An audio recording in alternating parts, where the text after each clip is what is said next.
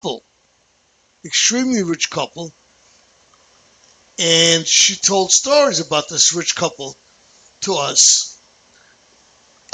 And as we later found out, this rich couple was my wife's cousin and her husband. I'm confused. Okay. A friend of ours from Middle Village, Queens, was dating a chauffeur. Right. And that chauffeur worked for my wife's Right. cousin. He was a chauffeur. For my wife's cousin. Right. So he would always tell Denise stories about them. But we didn't know. We never put You it didn't together. know that it was about your cousins. Yeah, until we put it together later. And Depends what the stories were about. Yeah, and that's the stories are about. And what happened, we saw this chauffeur that was there, and big, strong guy, black guy, nice looking guy, standing there, who are you chauffeur? Hey, I'm the chauffeur, blah, blah, blah. It started ticking. Wait a second. Is there any way it's possible that this is the same chauffeur she's talking about? And sure as hell it was. It was really weird. And it's a small world. Well, the older you get, the smaller it becomes. Yeah, well, that's because you have less and less friends as the older you get. 6 degrees of separation. That's what it is. What else did we have to talk about today? Joe Biden. Joe Biden. Uncle Joe. Let me tell you, I just hope that it's not too late for him to give a serious run at it. They say he's got to do it by October. Well, he said he'll make a decision by then, but some of the political experts and pundits are saying he's really got to do it within the next couple of weeks because he's already missed out on a lot of fundraising. As far as name recognition and face recognition, he doesn't have to worry about that. He's got a proven record to stand on between the Senate and probably one of our best vice presidents, whoever served the president, okay, which is what the vice president does. Sort of reminds me of something that Dwight Eisenhower said back in 1959 when Nixon was running against Kennedy. And they asked President Eisenhower how effective a Vice President Richard Nixon was. He said, well, if you give me 10 minutes, maybe I could think of something. Well, But what they said about Uncle Joe is today he got his blessings from the president that he could run. Nah, well, maybe he got his blessing, but he hasn't gotten his support. Because the president is really stuck between a rock and a hard place. Well, firstly, you can't support somebody that's not running. Yeah, but it makes it still even harder because Hillary was his Secretary of State. She was, say whatever you want about her, but the bottom line is she told the party line, the president's policies, As far as her trustworthiness, the funny thing is, about a third of the people say that Hillary is trustworthy and 2/3 say she's not trustworthy, and those numbers are completely reversed for Joe Biden. Well, now when they do polls in Florida, Joe Biden would have beaten Trump now. Well, Hillary would have lost to Trump. Well, he has a name recognition.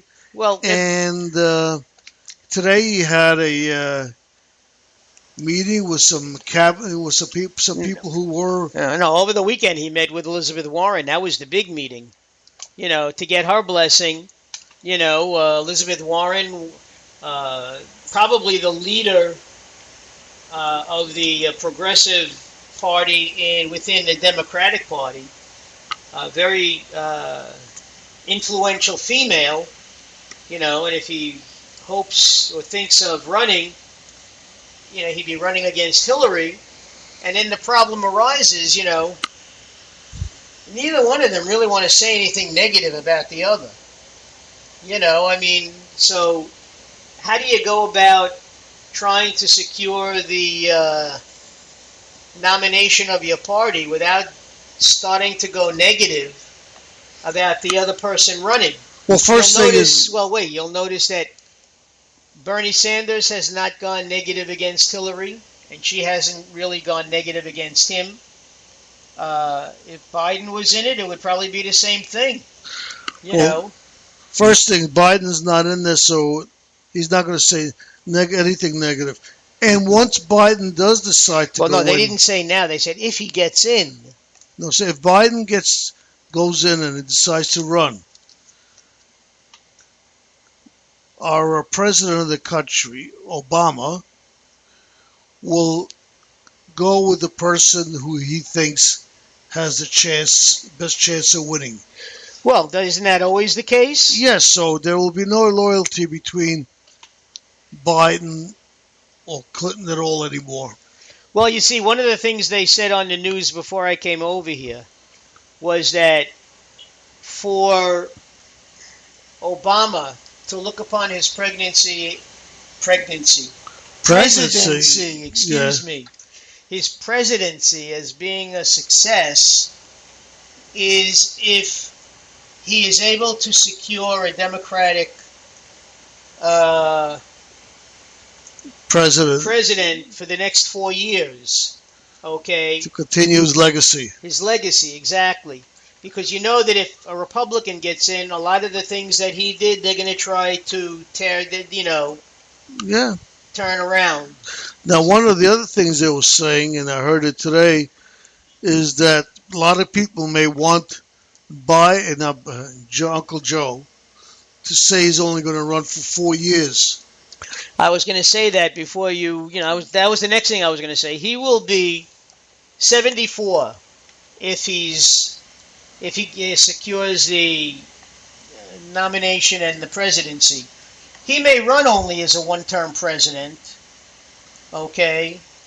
In fact, that's probably one of the things that might give him added appeal to the people.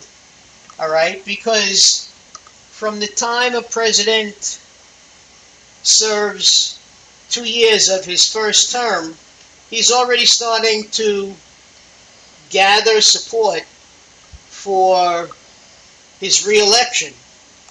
All right, if Biden at 74 gets elected, he will be close to 78 by the time the next election rolls around, and he may, he just may not want to do it. Don't forget,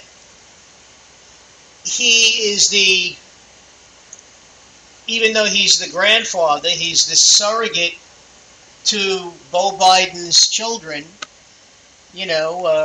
Everybody remembers the story of, Joe Biden when he was first elected to the Senate at age 29. His wife and child were killed in a terrible car accident, and he used to come home every night. He used to take that train from Washington to Delaware, tuck his sons in at night, and wake up with them in the morning and then make roll call the next day in the Senate.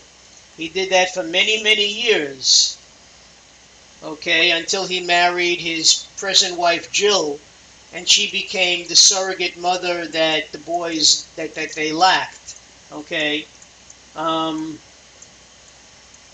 Everybody knows he's a family man. Family means a lot to him.